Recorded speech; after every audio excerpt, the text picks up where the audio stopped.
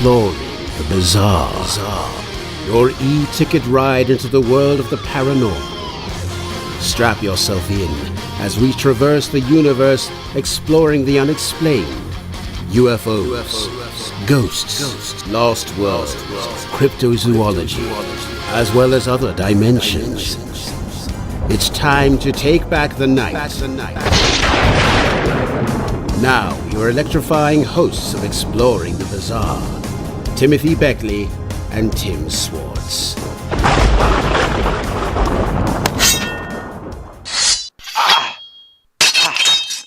Come on, come and get me. Come on, I know you can. Come on. None shall pass. Yeah, they want to take back the knights. It's not going to be that easy, I swear. Come on, you guys. Those Knights Templar, I tell you, they don't fight fair. Look at the size of those swords. Look at the size of the horses they're on. And look at the size of me. I tell you, I'm just exhausted from today. And now I've got to come and fight the Knights Templar. I'm going to get a hold of that Holy Grail one way or another, I tell you. Good luck with that. Tim, it's been a busy day. I was on this afternoon for about 3 hours with Gene Steinberg recording, I guess this week or maybe it's next week's episode of the Paracast. And we had a group of teenage ufologists. Well, I guess we were all teenagers when we met. We had on Jerry Clark, who was on last week talking about Dr. J. Allen Hynek and Alan Greenfield and Rick Hilberg. And we had quite a lively discussion. Of course, Jerry got a little up in arms when I kind of put down the ETH theory and brought in the Nazi time travelers. Yeah, always controversial with Jerry. Yeah, the sound level went up a pitch, but it needed to. Before that, we were talking about the McCarthy era and communism and moving away from UFOs. And of course, not only we're doing the show tonight, we got two fabulous guests on, but Sunday afternoon at noon, I am co-hosting Paul Eno's program Behind the Paranormal, which I'm very, very honored that he has asked me. And so I've got a very active week, being the king of all unpaid media. Well, that should be exciting. Now, is Paul's show? I mean, can you hear that anywhere else rather than just the area that is being broadcast? Oh yes, it's broadcast live on the internet. You go to it's a station is WOON. Just Google it, and it's on at noon. But of course, it's archived on his website, and I guess his last 350 shows or 500 shows or whatever he's done are up there, and some fascinating listening. But we talk about fascinating listening. Tim, what has your week been like? Well, it has been a busy week for me, as I have been working with a production company about possibly being involved in what would you call it, like a short series, documentary series that's going to air on the History Channel sometime probably early next year. Oh, but wonderful. I can't. That's all I can talk about it. I see. Well, we won't try to pull it out of you as what the title will be and what you'll be discussing. But I'm sure in the weeks coming up, we'll be able to pry some of that information from you. But speaking of prying information, we've got a heck of a lot of information tonight to dispense. I would believe would be the word we might use. So why don't we dispense with the idle chatter here? And Tim, tell us who our guests are this evening and the topic of discussion. Oh, definitely. Well, tonight on Exploring the Bizarre, our guests are Rene Barnett and Brian Allen. We're going to be talking about the whole idea that possibly Jesus may not have died on the cross, that he married Mary Magdalene, and at least Mary Magdalene fled with the child of Jesus, or maybe children of Jesus, to France, or that seems to be the prevailing theory, and as well the involvement of the Knights Templar, which we've just released a new book through. Well, I was going to say Communications. that's how this all came about. It was because of hidden treasures of the Knights Templar, with which both of our guests contributed a material to. Without them, we would not have a hidden treasures of the Knights Templar. And so tonight, Tim, we go in search of the treasure, which could be located almost anywhere, I guess. But sometimes it seems that way. But go ahead. Well, I was just going to say, now Rene Barnett is a former print journalist, radio broadcaster, and television producer, specializing in entertainment series, specials, documentaries, and reality-based programming. She's a veteran producer whose television credits include Ripley's Believe It or Not, one of my favorite shows, Strange Universe, and the controversial documentary Bloodline, an investigation into the marriage of Jesus and Mary Magdalene and the shadowy organization, the Priory of Sion. Renee is also the host on Night Vision Radio on the Inception Radio Network, Thursday nights at 10:30 p.m. Oh, she's competing with us. How can she be on? We'll have to ask her. How can she be on our show? Don't ask her. Okay. I'm with Brian. Go ahead. Okay. Well, and also with us tonight is our very good friend Brian Allen, who is the editor of the free online magazine Phenomena. Now, Brian is a Scottish-born investigator, researcher, presenter, scriptwriter, and author whose specialty is the paranormal in all its diverse forms. Brian has been privileged to witness paranormal phenomena firsthand and has written about it in his books. Some of these books include The Barriers of Belief, The View from the Abyss, Rosslyn, Between Two Worlds, and I should point out that Brian is also noted as the discoverer of the mind-altering Rosslyn frequency and believes that he may have discovered the existence of a functioning portal within the Rosslyn Chapel. And of course, Brian is a contributor to the book we just mentioned, The Hidden Treasures of the Knights Templar. So, Renee, Brian, thank you very much for being with us tonight on Exploring the Bizarre. Oh, also, I think we should mention, if you didn't mention it, Tim, that Brian is the editor of Phenomena magazine, which is a online publication that's read by tens of thousands all over the world. Yes, excellent PDF magazine, by the way. Well, where do we start? Renee, let's start with you. Oh, I knew that was going to happen. Well,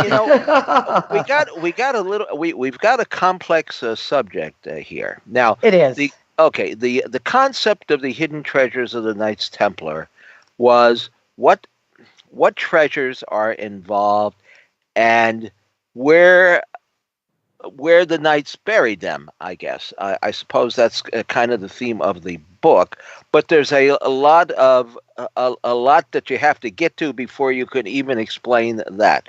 Now, you worked on this movie. You were one of the producers of Bloodline. Well, I was actually the producer. I originated the project some years before it actually came to fruition, and just became enthralled with the subject matter and kind of obsessed with it, and was finally able to bring it to the screen in 2008 in Bloodline. All right. Well, why don't you explain what the theme is, and how you ended up in Rennes le Chateau. Am I pronouncing it correctly? Yeah. Rennes le Chateau. Yeah. Well, we started out. I was had my own television production company with a British producer named Bruce Burgess. And we were working together, and I was already kind of captivated with Southwest France inexplicably, because I'd never been there at this point. This was fairly early on in, probably around 1998 to 2000 somewhere. Then I found out about this treasure story in this little village of southern France called Rennes-le-Château, and a strange mystery involving a turn of the century of the 19th to 20th century priest named Bérenger Saunière. So it was very fascinating, the story, but the other thing that was involved was this idea of a temple treasure being somewhere in the region of Rennes-le-Château. It's kind of accepted history that they did at least bring some of the treasure to that region. Whether or not it still remains there, I believe things get moved around. But at least at some point, and those treasures were to have not been exclusively, but to included the treasures of the Temple of Solomon. Which would have been, of course, the Ark of the Covenant, the Great Menorah, which is, a giant gold, 24-karat gold, 7-branch candlestick, and other temple treasures that are very well known.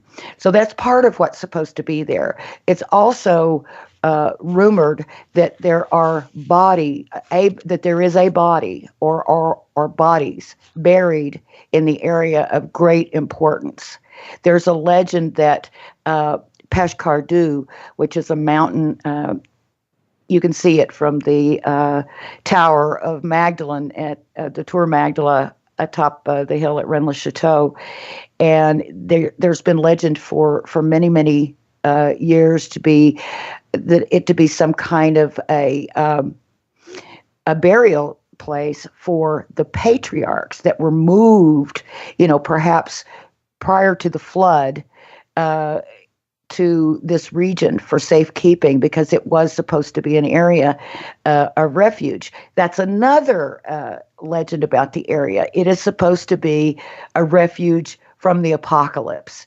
And we saw that when we had the big Mayan scare in December of 2012, when many, many people flocked to that region of southern France. I mean, even the Wall Street Journal did a story on it, and all the major networks, of this teeny tiny village called Bugarash, which is at the foot of this strange mountain. They call it the Upside Down Mountain because the geology on the bottom is newer than the geology on the top. So they assume that at some point it somehow flipped in some sort of a plate shift or earthquake or something like that.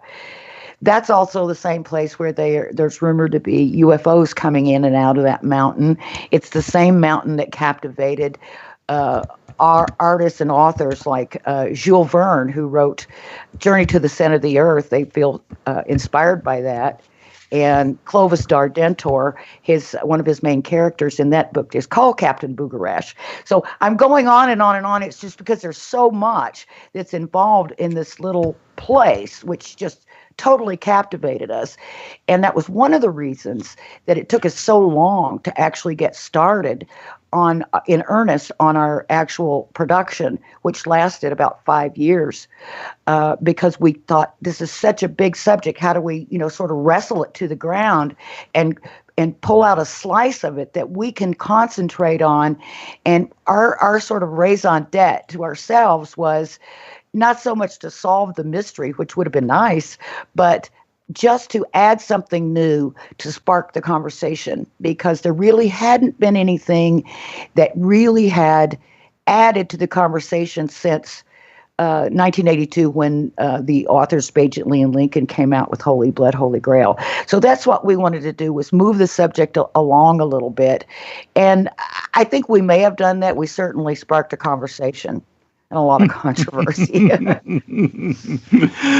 Well, now it seems like that the priest there. I'm not even going to try to pronounce it. Sonnier. Am I pronouncing that correctly? Oh, yeah, that's right. Perfect. Yeah. Okay. All right. As everyone knows, I'm really, really terrible with with trying to pronounce names properly. But it seems like that this gentleman really was the beginning focus of about this whole controversy. I mean, here you had this very poor, or seemingly poor priest, just all of a sudden, come into a lot of money, do a lot of building, controversy on where this money came from, and it's just to me, just very, very odd how all of this came about with him. And I mean, and there's still, I mean, to this day, everybody, still is arguing on if he actually did, uncover a treasure after finding that little note.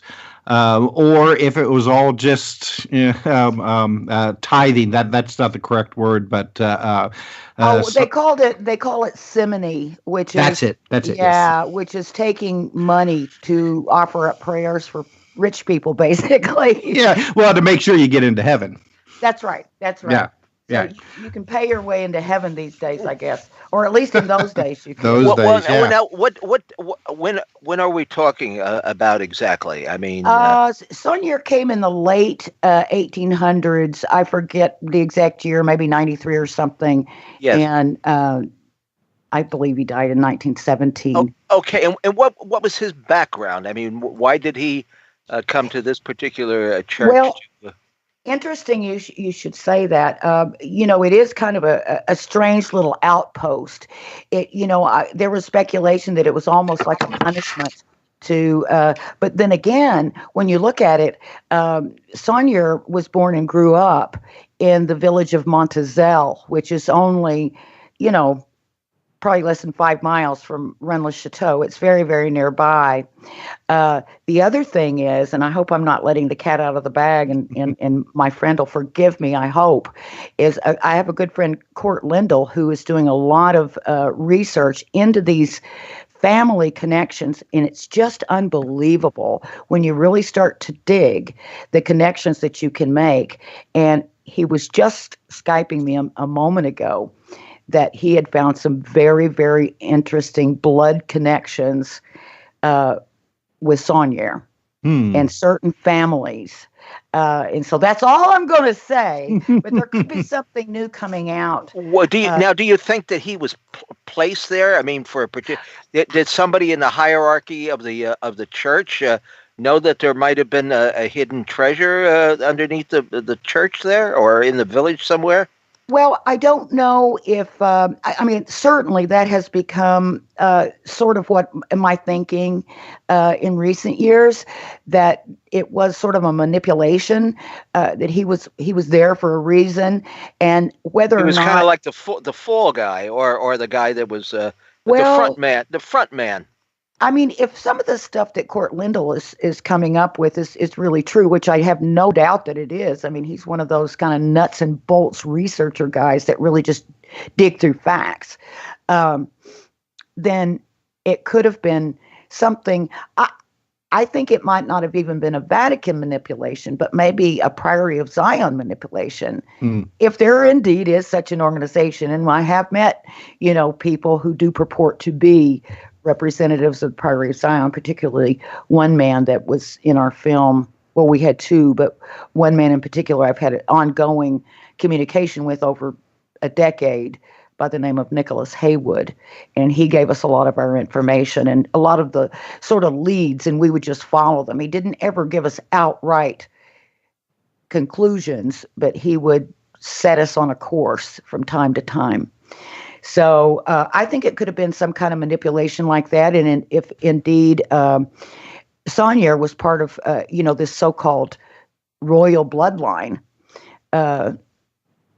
then, perhaps it was those people, whoever are involved with the bloodline, be it the priory or just those influential families that have always sort of pulled the strings, especially in Europe. Well, but he definitely seemed, though, to, I mean, he came in poor, but he didn't leave that way.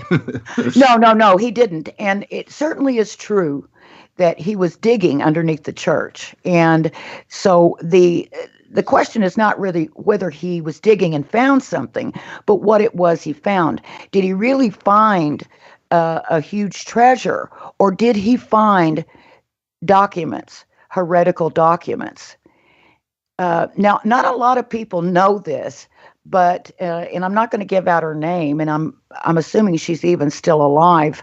I met an older woman in Toulouse, France. I was taken there by a gentleman by the name of Antoine Captier, whose grandfather, Marcel Captier, was the bell ringer at the church at the time of Saunière, and he was there when stuff was found. And in fact, Antoine, who took me to see this lady, is married to a woman who is the daughter of Noel Corbu, who bought Saunière's house, the Villa Britannia, there in Rennes-le-Château, and he took care of Saunière's so-called housekeeper, confidant, consort, Marie Denarnaud, until her death in 1953, on the promise that before she died, she would tell him the secret of the treasure of Rennes-le-Château. Well, Marie had a stroke and was unable to communicate in any way. Now, people assume that she didn't tell what it was, but it might have been that she might have revealed it to Noel Corbu, and of course he was smart enough to keep it to himself. But then Noel Corbu was mysteriously killed and run off the road in a car accident. Wow. So that's how that story goes. But the old lady that I met in Toulouse showed us, she had a lot of personal belongings of Saunière's, including his journals and a lot of things that we could actually authenticate as being Saunière's. And she had jewelry that he found underneath, and it was Merovingian, I might be misspeaking. It could have been Visigothic, but I believe it was Merovingian pieces, if I'm not mistaken. Either one would be valuable? Either one would be valuable, but they mean a little something different because the Merovingians, of course, were supposed to have been the bloodline of Jesus. But it was interesting because she told me that, she knew the Saunière's maid and housekeeper and became sort of her adopted daughter.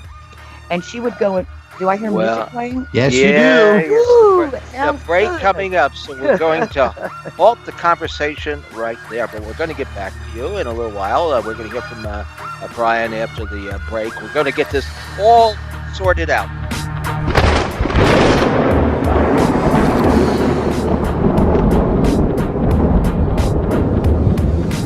Now back to exploring the bizarre with two of the most electrifying researchers in the paranormal, your hosts, Timothy Beckley and Tim Swartz.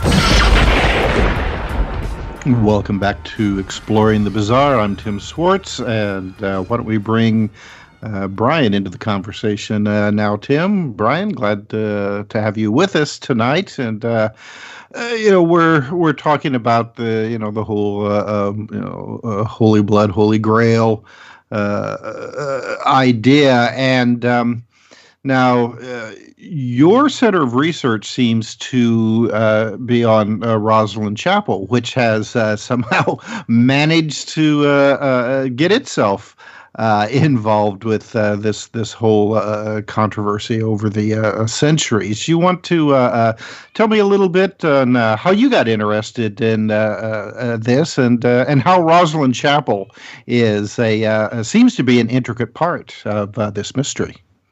Well, sure, Tim. By the way, thanks for having me on. But I guess I got involved with this back in 1992. I came across an article about Rosslyn Chapel, in one of the Scottish newspapers, and I'd actually heard about it before that when the book The Holy Blood and the Holy Grail first came out. And I was fortunate enough to meet one of the guys that actually wrote the book, who's actually involved with the Saunière Society, which is an organization. You met Sorry? Henry. You met Henry Lincoln. Yeah, Henry Lincoln, yeah, I know Henry, yeah. Great friend of mine. Yeah, he lives across in Rennes-le-Château. I think he still does live across there now. But yes, he I lives got in to know. Rennes-le-Ban. Yeah, I got to know Henry through the Saunière Society. But anyway, that's got nothing to do with Rosslyn Chapel. But I got to know about the chapel. I did some digging into the background of that. I paid a few visits. The first time I went there, it was just a look-see, and the place looked really, really well done, well used, shall we say. And it wasn't until more recently that they started, realizing that the true tourist potential of the place and doing it up a little bit. And that really took off after the major film took off about it. The Vinci Code was mentioned in. And of course, stuff happened after that. But prior to that, I guess I first visited in 1998, about there, seriously visited. And I took some mediums along with me, and that's when we discovered the existence of the portal. But it wasn't until after that, I guess till 2005, was the last time I visited on a serious basis. And we took along sound generating equipment, we took along signal generators and a whole bunch of stuff along with us. And we recreated the frequencies that we thought needed to be used in there, and the place sonically lit up and took off. And that was the time I got lifted off my feet, literally lifted off my feet in front of the St. Matthew altar, which is up in the Lady Chapel in the east end of the chapel. And I got lifted off my feet there. My wife stood in the same spot. She couldn't keep her arms at her side. They were drifting up. And we think we kind of went somewhere to opening this portal. But since then, the people that administrate the chapel said that, you can't do this. It frightens away the paying guests. So, yeah, really. But the thing was that at the time we were allowed in before the general public were allowed in. We could do our stuff as long as we get out before they came in. But since then things have tightened up, and the chapel tends to remain fixed in what they can prove rather than what they can't prove. But in the meantime, we also discovered that there is a source of red light comes into the chapel twice a year, and we think this red light might also have been instrumental as part of opening this portal. But the red light that I mentioned, it comes in through an aperture which is above the rose window at the east end of the chapel, and it's actually a red crystal of some sort that's set into the stonework.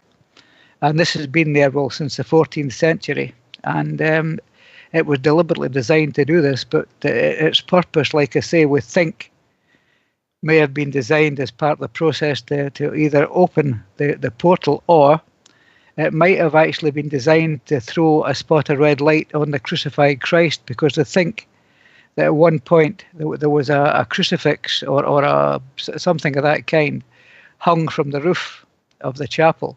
And this red light was designed to shine in it twice a year. But like I say, as far as my research into the chapel went, I haven't been back for some time now on a serious basis because I got involved in too many different things. But I will say that as far as Rennes-le-Château is concerned, the treasure that may or may not have been found there was most likely information. And I think that Saunière was actually holding the church to ransom. And that's where his money came from. Although you mentioned simony, which is quite correct. He was also made a fair bit of money out of saying masses and stuff in his own private chapel. But as to whether there is a concrete treasure in terms of gold and silver and jewelry and ornaments and stuff, that's very difficult to say. Well, now, what's the history of Rosslyn Chapel? I mean, who built it? When was it built? And why was it built? Well, it was built by the Sinclair family back in the 14th century, but the reason why it was actually built is well, again, it's a matter of conjecture, and you find stuff in the book The Holy Blood and the Holy Grail that talks about this. But the reason why it was built, it might have been as purely as a private chapel for the Sinclair family, or it might have been part of a larger a cathedral, if you like, that was never actually finished because the money ran out. Or it might have been built as a spiritual machine, because one of the mediums that we took with us back in the 90s, they decided that this was in fact a spiritual machine that could be actually steered or driven.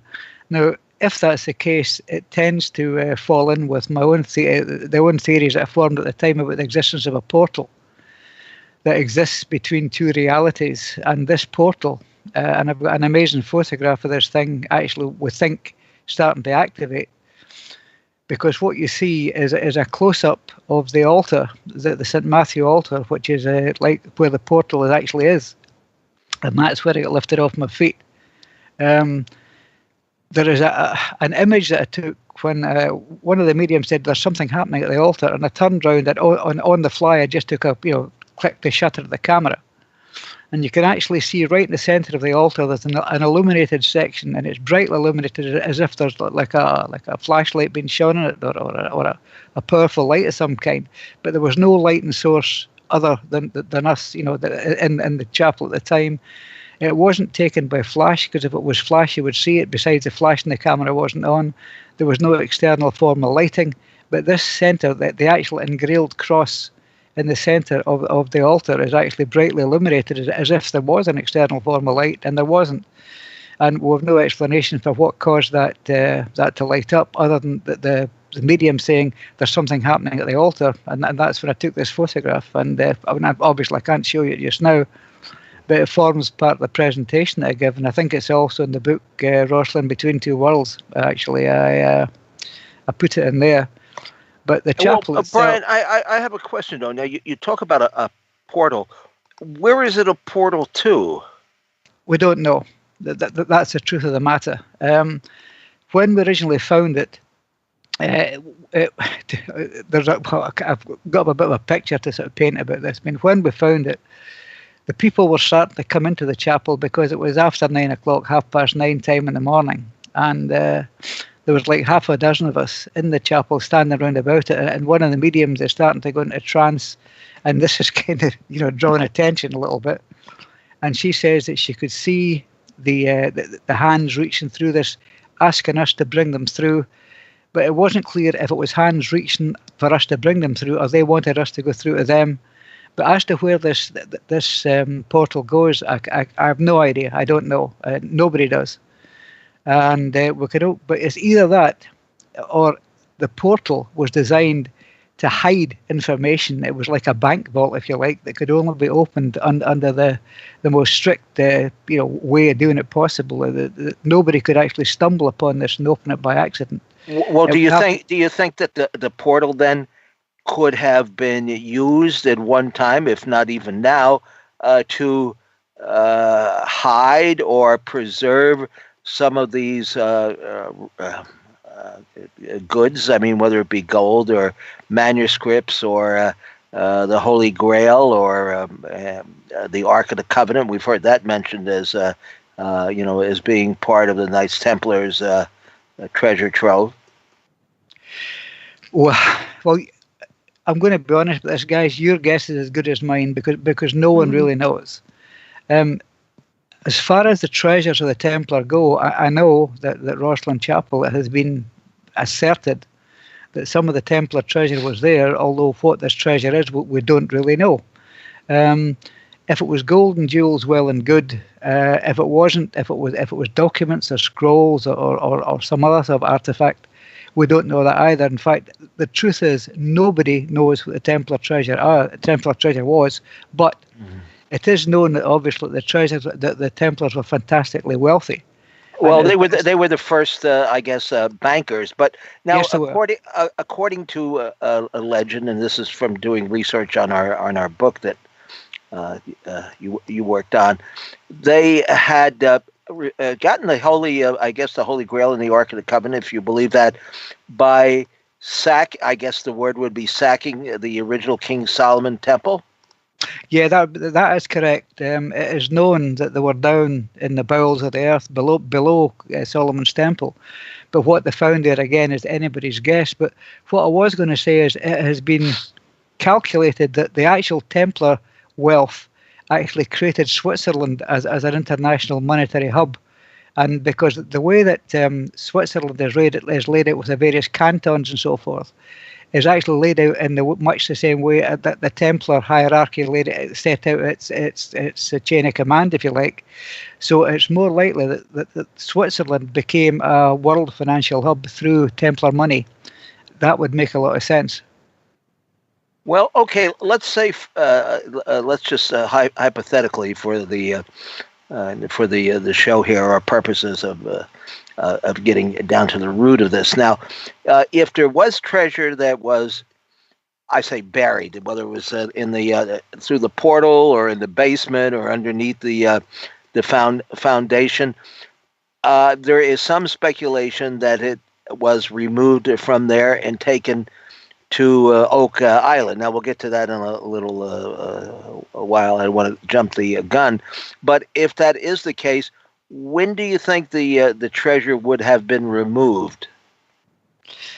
Well, we know that the Templars went to Jerusalem, or went to the Holy Land, shall we say, not long after they were formed, because they were originally formed, as you probably know, to protect the pilgrims who were travelling back and forth to the Holy Land.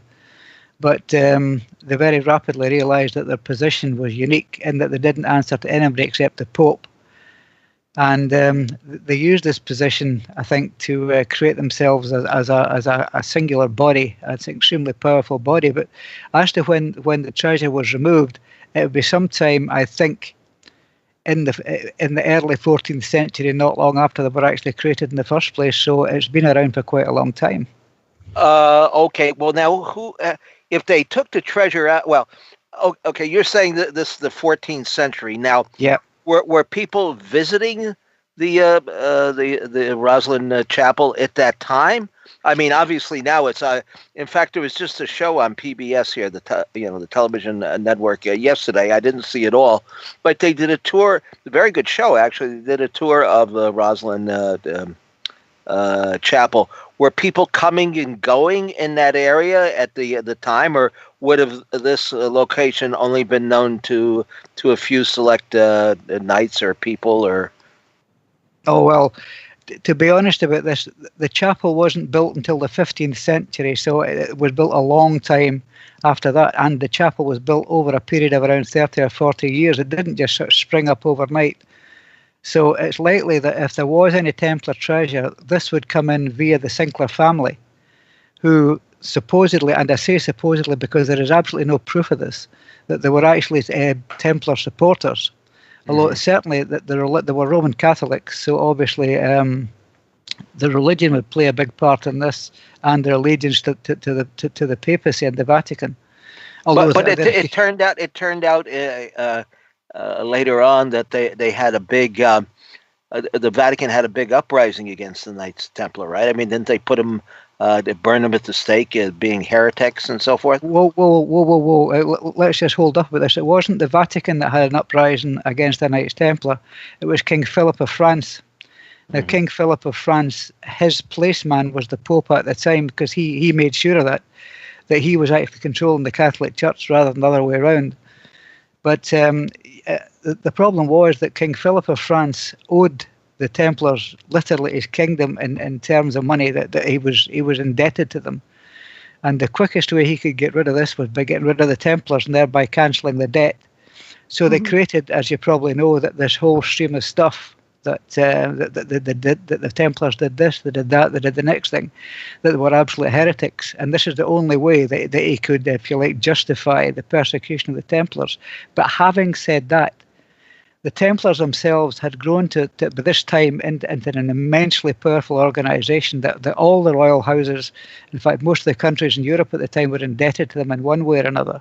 So and the thing was that the Templars, although they were ostensibly a religious organisation, which was why they were originally set up, had become so wealthy and so powerful that they were literally beyond the law, simply because they reported direct to the Vatican and to no one else, that the kings, the princes, all the royal families, the legal system did not apply to them because they were answerable only to the Vatican.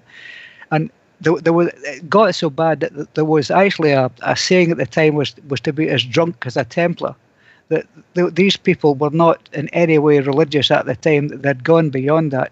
That they were living and doing exactly what they wanted to do as they wanted to do it. But and I think this was one of the reasons also that King Philip wanted to get rid of them, to cancel the debt, but also to bring them down to a manageable, if you like, level. Yeah. In other words, they had gotten way too powerful. Oh yeah, absolutely, they were too powerful. But the thing was that the charges that were brought against them had no foundation.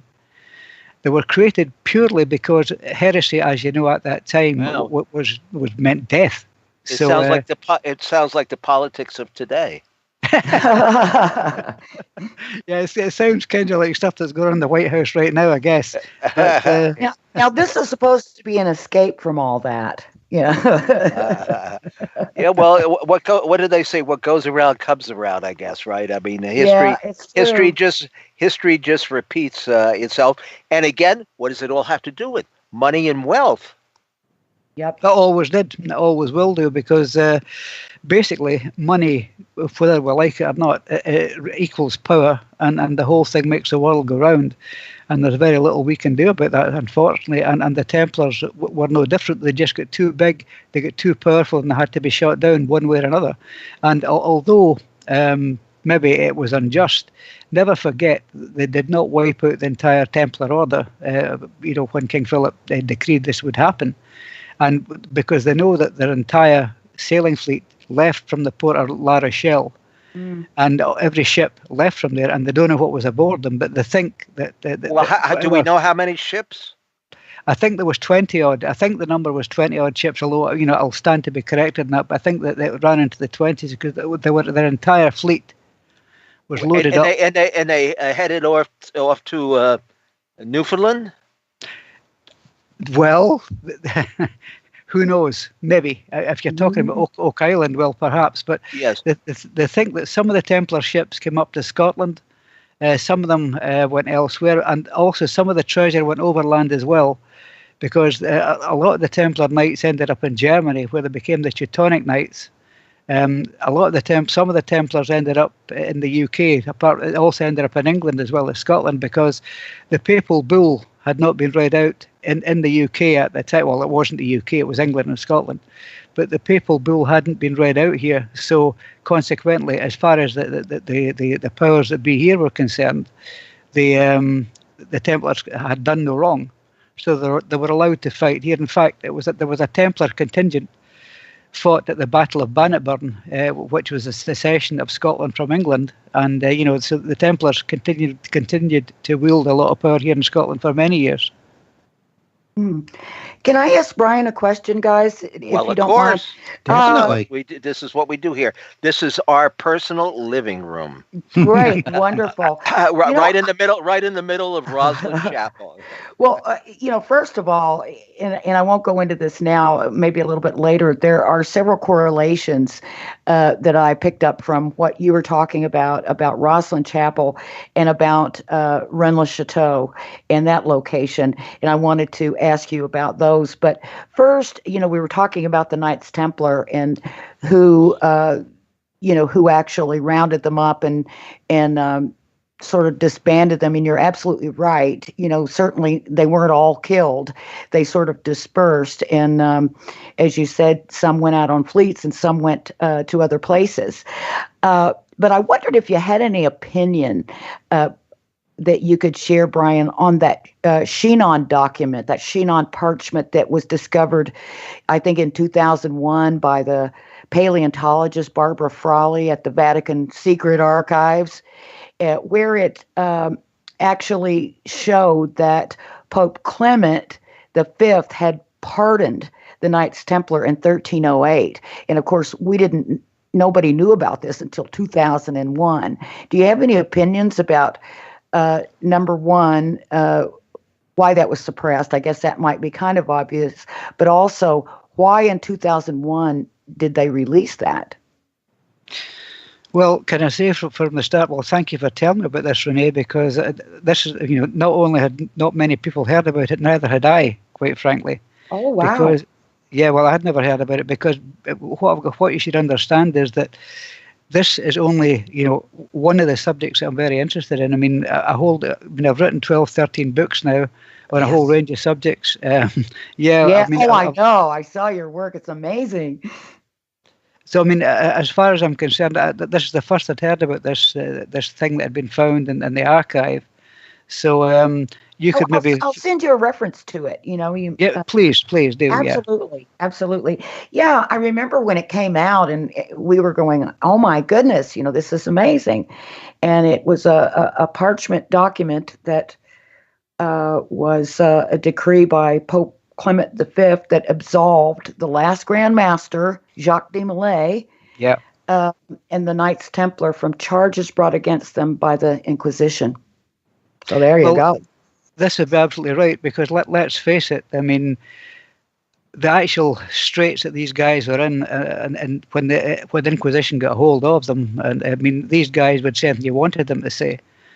So Jacques de Molay, it's got to be said, was quite an amazing man. But there again, all the Templar Grand Masters were. I mean, they effectively ran the organisation. And don't forget that the Templars were so powerful at the time that they literally were running the planet, or the places that had influence anyway, because it was their money that was financing every single royal house in Europe and any place they had influence. So, like I said before, you can understand why it was in the interests of, King Philip, in this case, to get rid of them. But like you say, it comes as no surprise that they were actually publicly pardoned, because in effect, other than being inconvenient in terms of their power and wealth, they'd done really nothing else wrong. So it'd be quite appropriate for the the Pope to pardon them if they'd actually done nothing wrong. So true. Yeah. All right. Well, it's time to go to our top of the hour break. So when we come back, we will continue our conversation on exploring the bizarre. So stay tuned.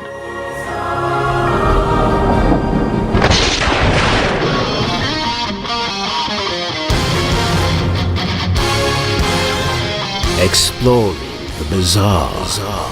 Your e-ticket ride into the world of the paranormal. Strap yourself in as we traverse the universe, exploring the unexplained. UFOs, ghosts, lost worlds, cryptozoology, as well as other dimensions. It's time to take back the night. Now, your electrifying hosts of Exploring the Bizarre, Timothy Beckley and Tim Swartz. All right, here we are back with Exploring the Bizarre, and we have a question from Troy from Texas. And Troy wants to know, can you explain how the current Freemasons play into all this in regards to the Knights Templar? And I think, Brian, you had an answer to this? Well, I have an answer. That's fine with me. Yeah. There are various ideas, because there are various groups within the Freemasons that appear to have Templar links. But whether they do or not is an entirely different matter. You've got organisations like the Order of the Solar Temple. You've got in Scotland here, we've got an organisation called the Military Temple of Scotia, which is the order, the Military Temple of Scotland. Now, they all claim to have Templar links, and they all seem to be quasi-Masonic organisations. But the truth is that whether there is a link between the Freemasons and the Knights Templar, it depends. You pay your money, you take your choice, because there are many organisations claiming to have links to the Knights Templar, and in fact, I doubt if any of them do. But there's no way of disproving this, and so this is why you have different branches of religion all claiming to be right, because nobody can say they're not.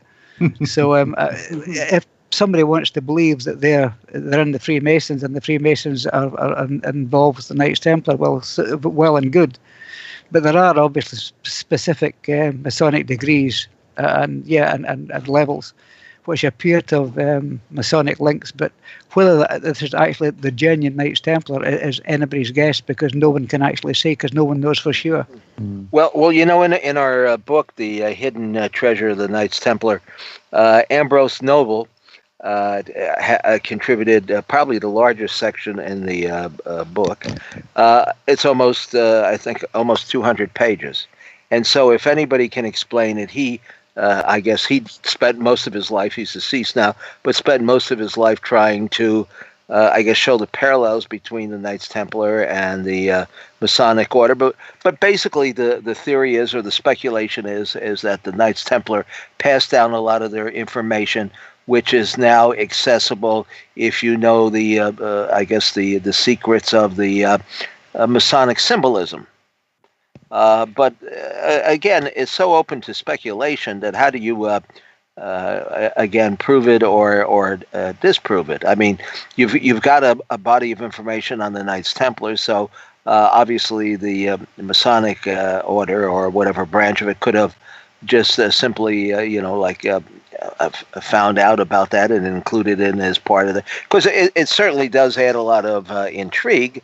To the Masons, I guess, to say that you're the actual, link to the Knights Templar. But again, it's a mystery inside enigma, and I don't know as if anybody can come forward to give us a definitive answer on it. Well, as far as the links between the Freemasons and the Templars go, what you got to remember is that, depending on where you get this information, the Freemasons predate the Knights Templar, but by centuries. If you want to take the arguments to its logical conclusion, the claim that Freemasonry started with the building with the pyramids, it developed through the building of the cathedrals and all the rest of it, and Masonic secrets that were actually passed on through the ages. Where the Knights Templar come into this tends to be in what I think the Freemasons have absorbed into themselves, where it seems to suit, because there have been several excellent books written about, and the names just went straight out of my head. There's a couple of them really excellent books by Lomas and Knight, who have written about the apparent Templar links to the Freemasons. But from my own experience, I mean, I'm a Freemason myself. I got into that some years ago, then stopped doing it.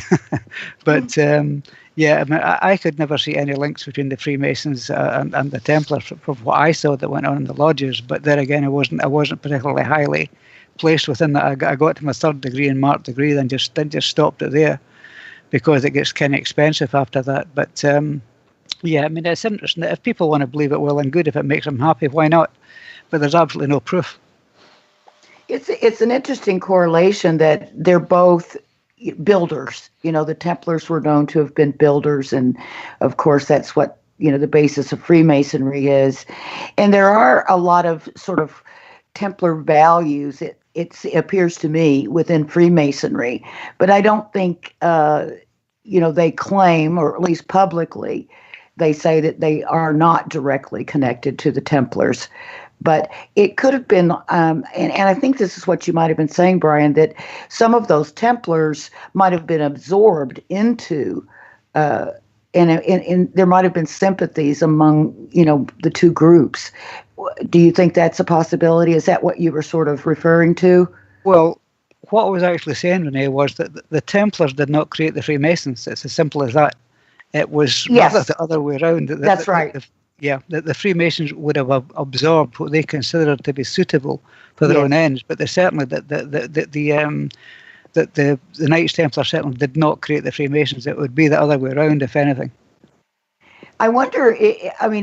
Now this is pure speculation on my part, but it would seem like if the Freemason network was already set up, which it was, that it might have been, if there were some connections, we're talking about people after all, so there could have been some sympathies among certain Freemasons for the Templars and vice versa, but it would have been a great aid to the Templars in sort of fleeing and or maybe disposing or hiding some of the temple treasure or whatever it was that they were holding. It would have been kind of a convenient network to have in place to be able to maybe, move some of these goods around, some of the goods, as Tim was saying, and move them around via, a network of Freemasons or something like that. Well, the treasures of the Knights Templar may be buried in your basement somewhere. But there is a series on the History Channel here. Tim, I think it's been going for now for 6 years? At least, yes. Yeah. The Curse of Oak Island. Now, supposedly Oak Island, which is up there in the Nova Scotia, is the resting place, the way underground inside the money pit. Now, most people know the story, even if they don't watch a TV series, about how there is supposedly a vast treasure buried on Oak Island. But my God, there's very little of the island, Tim, left to dig up.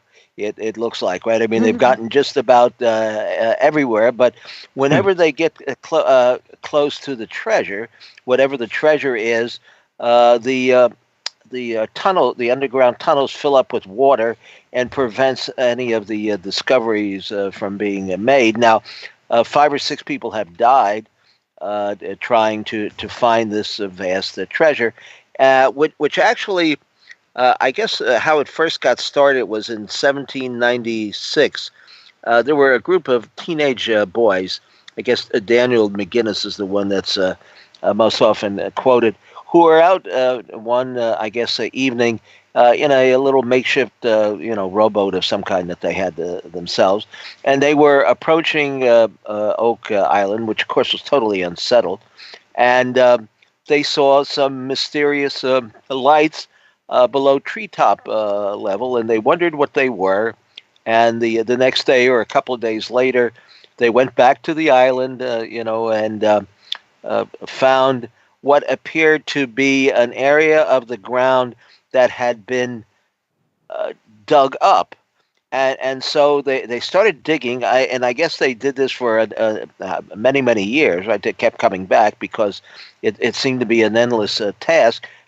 Digging to find what they assumed was some kind of a treasure. Now, I don't think in the beginning anybody thought that it was the Holy Grail or the Ark of the Covenant or anything like that. But somehow through speculation and myth and legend, the story grew, and there was an attempt, several attempts, obviously, to find the treasure. But like I say, every time that somebody digs deep, and they have brought in some very sophisticated equipment, certainly in recent years, to get to the treasure. The vaults, the underground vaults, they just fill up with water, and they're thwarted again. They just can't seem to get to it. Now, is proof that this is an ancient burial site of some kind. They have picked up several old coins. And I believe the thing, of course, that they say is one of the proofs is that through drilling, they have picked up the remnants of coconut, right, Tim? And coconut fiber. Yeah, coconut fiber, which is unknown in that part of the world, and they speculate that it had to be brought in from the Caribbean, along with whether they were pirates or the Knights Templar or some other group. They buried their treasure exceedingly well, which makes me kind of suspicious, to be honest with you. If you're coming back at a later date to retrieve the treasure, why would you go through all of this? I mean, who's going to know that you buried your treasure on Oak Island, especially 350 years ago? I just can't see it. But then on the other hand, somebody did go to the extreme to set up a series of vaults and traps. Now, I speculate perhaps that there's something remotely extraterrestrial or alien buried there, because what were these mysterious lights that Daniel McGinnis and his friends saw back in 1796? It certainly were not the Knights Templar burying their gold. They're coming back to there were no ships parked in the harbor. Well, there is no harbor, but there's no a sign of any Knights Templar back at that point. So what were they actually witnessing when they saw these mysterious objects below treetop level? Spook lights, swamp gas. I mean, I guess we could speculate. Treasure lights. Treasure, yes, that's true. Treasure lights. We did a book. Remember, Spooky Treasure Trove. Right. And a lot of times a ghost do protect it. They either will lead you to the treasure, which are the ones that I want to meet, or they safeguard the treasure. In which case, you better watch your backside. But it's a fascinating story. I mean, there's no doubt about it. The fellows who were there on the island, they all read the same article that was published in Reader's Digest over 50 years ago. Well, I think isn't the whole Templar connection more of kind of like just a recent idea with this, and then people finding maps that and Templar type crosses on the rocks there, and I mean there is some evidence that well, first of all, we know from doing these programs, Tim, that the world was traveled upon. I mean, we're led to believe that the ancients were pretty ignorant, and they didn't know that there was a rest of the world there, that they thought that the world was flat. Well, that's totally idiotic. Yeah. In fact, my conclusion is that they fostered the idea that the earth was flat, and that if you went out in a ship or something, you'd fall off the end, or some monster would grab you, because they didn't want anybody following in their tracks. They wanted a free waterway to wherever they were going, and they didn't want anybody else getting in their way, so they concocted all these stories and hoped that people would believe them. And I'm not sure that anybody believed them, to be honest with you. I haven't seen the proof of this, because certainly there's enough evidence to indicate that the world was being traveled upon. I mean, beyond just the borders that were known in those days. Yeah, Columbus was the last to discover the New World. Don't say that. Yeah. Don't say that here in New York and Little Italy. Yeah, I know. You'll be hung. You'll be hung next to the upside down statue of Jesus. Yeah. Oh, goodness. Well, I wanted to ask Renee real quick. Now, I'm sorry, Renee. I think that we had interrupted a story that you were trying to tell in the first segment of the show about what possibly was buried there at the. At the church, the church, at Rennes le Chateau, but I don't think we allowed you to finish. Well, I think what happened is I talked right on into the break. It's probably what happened. But anyhow, I was talking about a woman, and this reminds me of some things that Brian said, some correlations with Rosslyn, and what he said about the treasure at Rennes le Chateau being, it might not be a treasure of gold or the treasure of the Temple of Solomon, but it was most likely documents or information. And to that point, back to my story of the lady in Toulouse that I went to visit with Antoine Captier and my business partner Bruce Burgess. she was talking about how she would go and visit Marie. Now, Marie Denarnaud was Saunier's companion. It was his housekeeper, but it was well known that they were involved, and she was his confidant, and he left everything to her, including the Villa Britannia, his home there. And one thing that was kind of interesting was that Marie, who taught Sunday school, was known to say, "Oh, my dear children, if you only knew you're walking on pure gold." Mm. Now, did she mean gold as in gold, or did she mean something else? But back to my little lady in Toulouse, she called herself the adopted daughter of Marie, and she would go visit Marie. And of course, Marie was never married because she was Saunier's girl and he was a priest. So she would go visit Marie after Saunier's death, because Marie lived until 1953. And there's a wine that's common to the region down there, that's made down there, called Blanquette. It's a white wine. And she said that Marie loved Blanquette, and she would always take her a bottle of Blanquette. She said because when she would drink, she would talk, and so she would ask her questions. And she said that Marie told her, and there's this story that's been going on. I heard about it years ago, of after Saunier's death, Marie being seen out in the churchyard burning money, and it was the francs or something. And can I just jump in about burning the money? What yes. she was actually burning? This is what I'm going to say. That's what I was going to say, that at least what the lady told me was that it was not money, it was documents. Well, the story I got, that the cash, the money she was burning, this had come from the Second World War. Yes. And it was actually money that had been paid to either her or someone in the organization by the Nazis. And they were trying to get rid of the money that way. Yeah. Now, that is a story. Now, what the lady told me was, she said they were papers and documents. And I said, oh, my goodness. You know, of course, she was just a child at the time. I said, oh, my goodness. I said, don't you wish now that you hadn't, because she said she helped her burn some of them. I said, don't you wish now that we had those and you didn't burn them? She said, oh, no, because they were against the church. And I was like, very, very interesting. But so that was the thing that sprung out at me, Brian, when you said that it might have been information or documents. And you were also when you're talking about Rosslyn, you said that there was this light phenomenon coming through the window there, and it was red lights, coming at a prescribed time.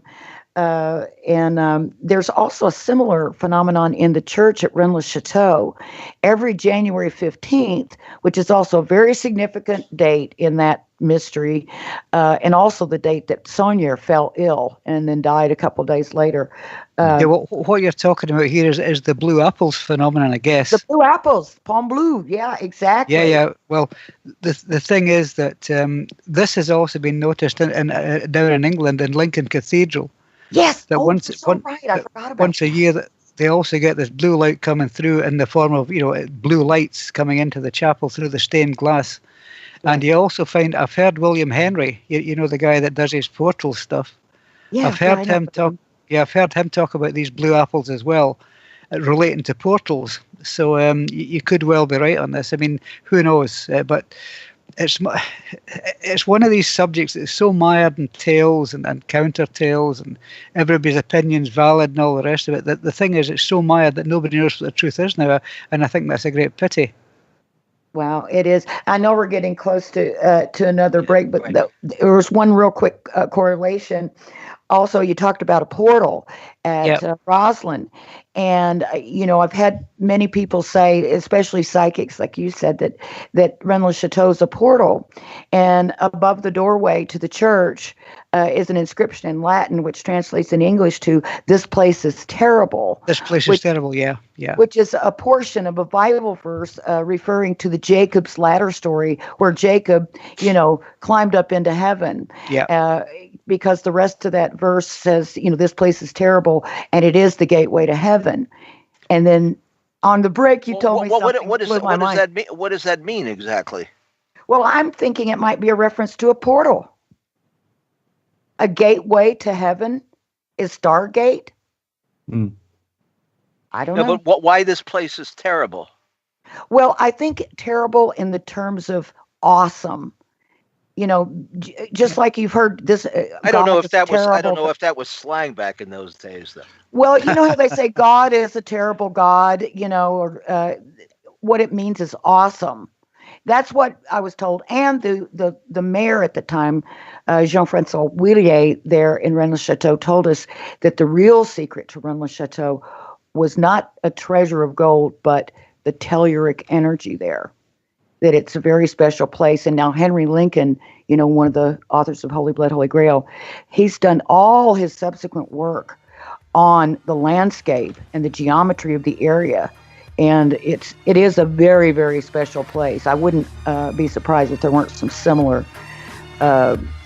work being done on the landscape around Rosslyn. Can I just say, Renee, that the thing is that Henry Lincoln, I know this, having spoken to him several times and listened to many of his lectures, is very, very specific about this, that he does not claim that what he is saying is true. I think it's to avoid a lot of trouble, because what he says is that these are hypotheses that he's developed. All right, let me interrupt you because we have to go to our break. We'll be right back. More hypothesis on the other side. Now back to exploring the bizarre with two of the most electrifying researchers in the paranormal, your hosts, Timothy Beckley and Tim Swartz. Well, Tim, I just looked in the mirror. And you know what? I never do that. Well, my mind is expanding. I can tell that. Is your head getting bigger? It absolutely is. Absolutely. Oh my gosh. And this has been a fabulous program. I mean, we've just covered so many mysteries here, and we've got a few more to go. I did want to ask, two things with Allan. There has been quite a bit of what we would call paranormal phenomena that's taken place around Rosslyn Chapel. Oh yeah, I mean they've had everything there. They've had sightings of wolf-like creatures. They've had strange lights been seen in the chapel grounds. They've had cattle mutilations. They've had all sorts of stuff going on around the chapel, and it seems to be almost, it runs parallel with places like Skinwalker Ranch, where a whole lot of bunches been seen. But this seems to be par for the course, where there's anywhere where there's a supposed portal being located, that these things just occur. Maybe it's just a weakening of the boundaries of reality between our reality and another reality, because I'm absolutely convinced there's more than one reality out there, and we only inhabit one of them. And I would say that Rosslyn's a good candidate for that. Yeah. Well, in that case, do we really want to open a portal? That's the thing that I wondered. Would this be a good idea? Because if it's something that's been sealed away for so many centuries, there's two choices here. Either that it's going to change things as we know them now in a bad way, or maybe it's no longer as important as it was because people have moved on, their ideas have changed, their values have changed, the culture's changed. Mm-hmm. So maybe it wouldn't affect us now, but the problem is, do we want to take that risk? Because who would manage it? Well, we'll give that to our producer Tina to do. But Brian, now I know we put out an edition of your book, Rosslyn Chapel: Occult Secrets and Esoteric Treasures Revealed, which we're gonna I think reissue with your permission. We're gonna work something out about it, because technically it has been out of print because it really wasn't one of our titles. Well, it's a long story, and the listeners don't want to hear about that anyway. But they can be on Tinders until the book is reissued. But we were giving for free when people bought this particular edition a CD, which had some of the I guess, what would you call them? Sacred sounds that can be used to open. Explain that to us, because I'm not really sure how to define it. Well, okay. Well, as you probably heard me say, that we decided that there was one particular frequency that would work. But what we also did was we created a range of other frequencies based, beg pardon, based on what is called gematria. Now, I don't know if you're familiar with the ancient science of gematria, but it actually ties in words to numerical values. And what we did was we created different chords based on the name of Jesus. We created frequencies based on what are called the solfeggio frequencies, and we created chords. For example, the frequency 373 hertz means literally the word in Greek. 515 hertz means literally Jesus in absolute gematria, and the frequency 888 hertz in Greek means Iesus, which also translates as Jesus. So we also created chords based on those as well. But we never did get a chance, seriously, we never did get a chance to use them in the chapel because we got, people were coming in and we weren't allowed to. But what we did do was that what I did do was I gave a copy of this CD to a friend of mine who's a physical medium, a guy called Patrick McNamara. He lives in London.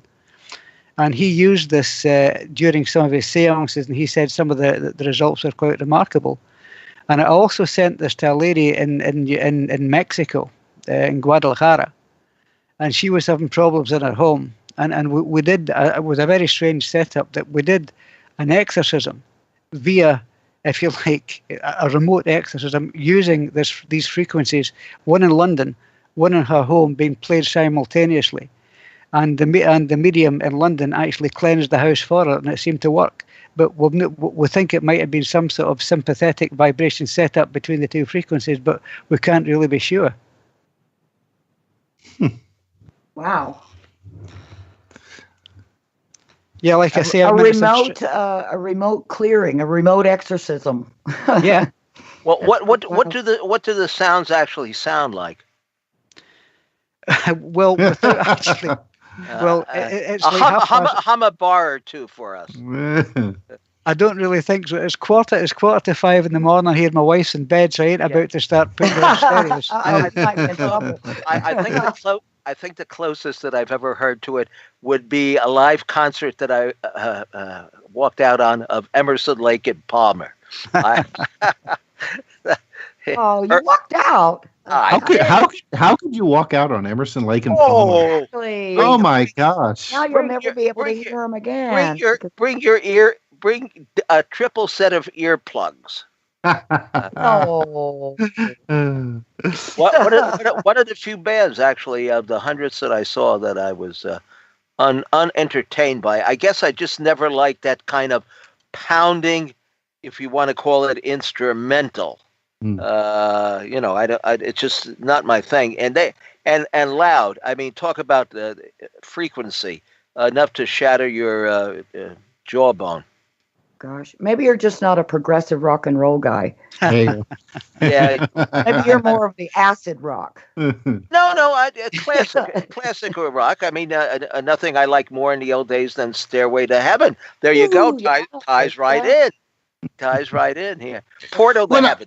We have to rewrite the song. Portals to Heaven. Yeah. Now, going back for a minute on Brian's what he was just talking about. I mean, I wonder if anybody has ever tried playing that there at Rennes le Chateau. There's a point. Yeah, that would be a good idea. Yeah. Yeah, I know that there are people that have done some toning work. The name escapes me. Tom Kenyon. Are you familiar with him? He's does a lot of, I think, channeling work. He has a series on the Arcturians, and he does some kind of musical toning with instruments. And I know he's done some work there. I haven't been there when it's happened, so I don't know much about what kind of results they have. But I know there's been a lot. I've heard a lot of people say they wanted to go and play certain tones and sounds and certain types of music there. Well, can I just jump in here and tell you a little bit more about what happened in Rosslyn Chapel? Yes, The last time yes. we went there in 2005, but that's when we carried out the sonic experiments. That while we were doing this, but while we were upstairs in the body of the chapel, one of the guys was downstairs in the crypt. He's an acoustic therapist, this guy, and he started toning. So you've got him toning down the stairs, you've got us playing the stuff through a laptop, and all of a sudden there was two frequencies. Then suddenly, out of nowhere, a third frequency appears. And everybody looked at each other and said, where's that coming from? The chapel was creating it on its own. Then a few seconds after that, another frequency appeared. And the chapel there were like harmonics being created by the chapel itself. And we couldn't figure this out. This is why we think the chapel was designed to do something like this. Then downstairs, the guy he knew nothing about what was going on up the stairs, but when he stopped toning, the other two tones stopped as well. And what we were left with was the original frequency coming from the laptop. So it looked as though we had found another secret of the chapel, that it will create harmonic tones depending on what's getting fed into it. It's I don't know, I can't remember. It's a heterodyne. Maybe it's actually acting like a heterodyne device in the radio, that it's producing a separate frequency from something else. So it's quite a fascinating subject. The chapel itself, as I say, is an endlessly fascinating building. So I mean, anything's possible there. Mm-hmm. Well, it's not a huge building either. I mean, no. Yeah, I know the people who go there, they're kind of disappointed because they're expecting like a cathedral almost, and it's very small. Yeah, it's a beautiful place, but the legends about the place, many of them are just legends. There's no two ways about it. And the chapel at one time had to stop people applying to get special access to it because there were all sorts of strange groups trying to get in there. never mind crazy guys wanting to play sound frequencies using laptops. I mean, they were getting witches, they were getting wizards, warlocks, all sorts of strange stuff going on there. And as far as I know, they've had to set up camera systems in there because for a while there at night, there was people going in, in the dead of night and carrying out rituals, actually not in the chapel, but in the grounds round about it. And that to stop that as well, because they didn't want to encourage any really, really weird stuff going on. But like I say, the area itself and down in the Esk Valley, which is at the back of the chapel, I mean, there's a lot of stuff goes on down there as well. I mean, the whole area is sort of steeped in the occult and strange practices. And this goes back prior to the building of the chapel, because they think that the place was used at one time as a base for what they called Celtic Christianity. And the place itself has been noted as a place of healing for millennia. Well, no, so I guess Brian, are services still held there on a regular basis, or is it pretty much just a tourist attraction? Oh, no. It's the Collegiate Church of St. Matthew. It's an Episcopalian church, and services are held there every Sunday. And then the tourists are allowed in. Oh, yeah. I mean, obviously not during services, but it's open pretty much 7 days a week. But people get married there. I mean, we were there when there was a wedding taking place. So yeah, it's open. It's a regular functioning Episcopalian church. Yeah. Every Sunday that there's services there. Yeah. Well, now, what do the people that actually are in charge of the church? What do they think about all of this? I mean, has anybody ever quizzed them? Do they think it's just a bunch of nonsense? Or yes. Absolutely, they do. I can assure you that the trustees of the chapel, anytime anybody wants to do anything that might either prove or disprove something, they just say no. They just want to leave the mystique. I can understand that. That. As long as people stop at the gift shop. Absolutely, on the way. Gift shop. Every place has got to have a gift shop. In fact, your book should be sold at the gift shop. Hey, I'm looking here at a picture of the Apprentice Pillar. Now, that is a marvelous piece of architecture. What is this? What is the story behind that? Well, the Apprentice Pillar, if you look at it, this comes into part of the if you like, the iconography, the mythology about the place. I mean, the actual twist of it, it starts to look a bit like a strand of DNA. That's also been brought. Yeah. That's been brought into it. But the thing was, supposedly, this is where the Masonic connection comes in about the Master Mason and the apprentice. That apparently they wanted this to be carved, and the Master Mason decided that he was going to go to abroad to find out how to carve this thing, but his apprentice carved it, and he actually built this thing. And when the Master Mason came back, he was not pleased about this, and he killed him. He struck him with a heavy setting maul, which is an exact, this is what happened, when Hiram Abiff was killed, and this is all part of the Masonic never do anything without getting paid in advance. That's what I say. Yeah, but you're right. The apprentice pillar, also the mummified head of Jesus Christ is claimed to be hidden in the pillar as well. It's one of these many legends associated with the place, Wait, the mummified head of Jesus is in the pillar? Well, it's been claimed because they've done X-ray scans of the pillar and they found there is a cavity inside it. But whether or not that contains it, well, this is what you're starting to get down to the Baphomet now. And another Templar connection with the Baphomet and all the rest of it, and they think that the head of the Baphomet may be hidden inside. I mean, there's 1,001 different tales about the chapel, but as long as the people that govern it are in charge, you'll never be able to find out, because as soon as anybody wants to, they just say no. Yeah. Well, when you buy them out, it'll be okay then. That's when you know That's when you know the treasure is buried there, when they up the price. That's right. Maybe we could all chip in and buy it, and then just have our way with it. Oh, hey, I wonder if Skype works in there. Hey, maybe they have Wi-Fi. We could, yeah, I bet they do. Brian, you said something about that being an ancient Celtic site. Yeah, and that, as you probably know, a lot of these Christian churches, particularly Catholic churches, are built on pagan sites. A lot of them have like a water source underneath. Yeah. And that, it said that, when they put the churches on those locations, they said, we're stamping out, paganism. We're putting our Christian church on top. But maybe what they were really doing was taking advantage of an already identified sacred or sort of supernatural site. Yeah, drawing on the power, absolutely. Absolutely. You're absolutely correct, of course, because all they were doing was consolidating their own position, but so if you like, absorbing the opposition. I mean, it's a standard tactic. Yep. Yeah, but maybe they were also, certainly taking their power, whatever that opposition's power was, from that particular location. They took it for themselves.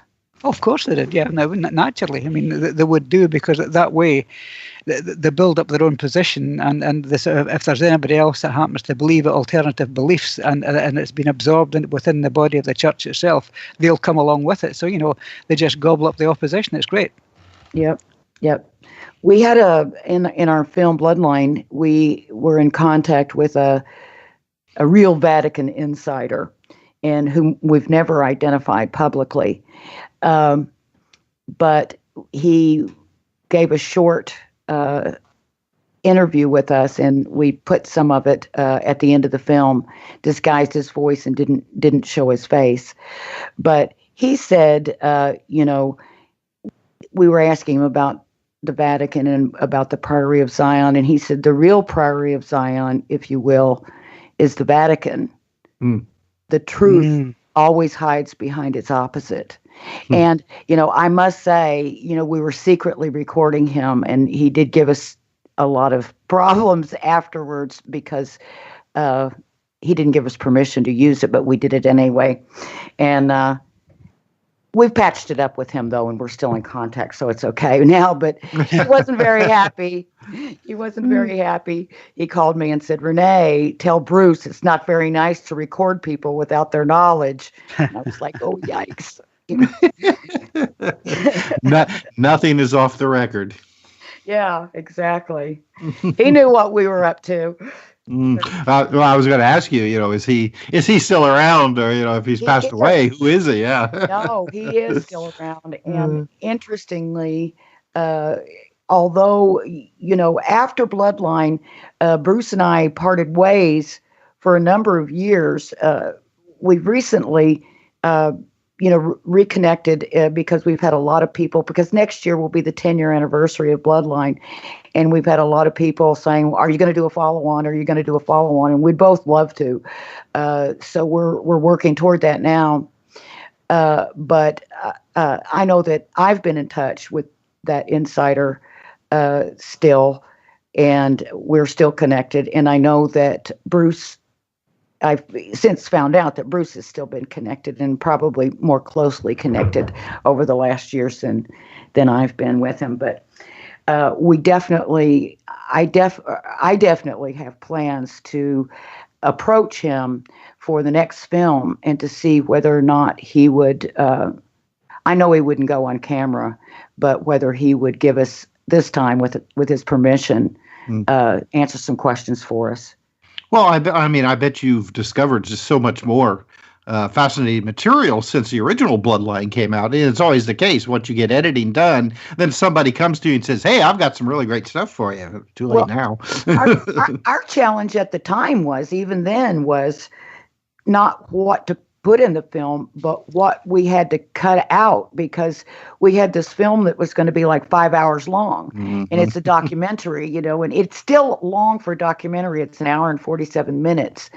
But the way that we shot it and the way that we presented it was more like a movie, and it wasn't, nicely lit sit-down interviews. It was all on the go, and, sort of chronicling our investigation and sort of following Bruce, on the journey to track down this information on whether or not we could find out anything to substantiate or to disprove the idea that Jesus was married and that there was a bloodline and that there was a secret society called the Priory of Zion, which protects information about that bloodline.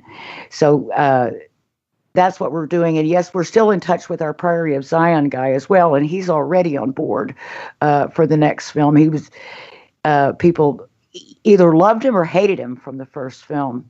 Very interesting character, Nicholas. Well, I hate to interrupt, but we are down to our last few minutes of the show, and we do want to take this opportunity to ask both of our guests where they can be reached, what they are working on, and have some final thoughts, perhaps. Renee, you want to give it a shot? How can people get in touch with you, and what do you have to offer? Sure. People can get in touch with me. I actually do a radio show of my own, which I'm playing hooky from tonight. Oh, shame, but thank you. It's on the InceptionRadioNetwork.com, InceptionRadioNetwork.com. It's every Thursday night. And then, of course, you can hear it anytime in the archives and iTunes, and Stitcher and Roku and all that stuff, and on iHeartRadio. My show is called Night Vision, and I've been doing it for about 10 years.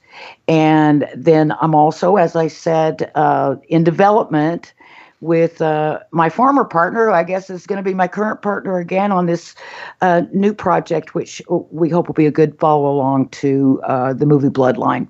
And of course, people can find you on Facebook. Find me on Facebook, or also contact me through InceptionRadioNetwork.com. They forward all emails to me.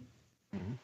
Well, thank you, Renee, for dispensing this very enlightening information. And Brian, you take it away there in Scotland. Okay, thank you very much, guys. Well, there's a couple of things. If people want to get in contact with me, they can do so. That the Phenomena Magazine website, phenomenamagazine.co.uk, they can get me through there. And we've got a couple of things on the go just now. One involves the Nazca mummies. We've managed to get access to them, and we're doing DNA profiling on them to find out what they actually are, where they actually originate. Well, we will have Steve on, I guess, the end of the month. Yeah. Here. Yes. That's a fascinating presentation. Steve is really clued up on this. The other thing is we've got the Phenomena Project running as well, which is where we're trying to attempt to demonstrate conclusively that we can communicate with entities on the other side, and we do it using, and I think I'm going to advertise here, Olympus digital recorders. Now, the thing is, these are not EVPs as you would accept them. These are things where the communication is as clear as I'm talking to you, and these are sensible answers to sensible questions. We think we know what this entity is we're talking to, and we're attempting to bring this as absolute proof of contact with the other side. Well, we've got to have you back on to talk about that. Yeah, I'd be happy to do that, because this entity, I'm sure it claims to be human. I don't think it ever was human. I think it's something else, but we can leave that for the show, if you like. Oh, wow. All right. Well, and anyway, it's quickly approaching midnight here on the East Coast, and don't forget the show will be up in the archive in a very brief while. And please do check out our past episodes at Mr. UFO's Secret Files. That's our YouTube channel. The books tonight we've been discussing: Hidden Treasures of the Knights Templar and Rosslyn Chapel, Occult Secrets and Esoteric Treasures Revealed. You've been listening to Exploring the Bizarre with hosts Timothy Beckley and Tim Swartz. They're taking back the night by jetting non-stop across the cosmos in search of the truly bizarre and totally unexplained, with you as their co-pilot. Thursday nights at 7 p.m. Pacific, 10 p.m. Eastern, on the KCOR Digital Radio Network. For more information on Exploring the Bizarre and hosts Timothy Beckley and Tim Swartz, check out their KCOR Digital Radio Network page. Follow their YouTube channel at MRUFO 1100. Exploring the Bizarre.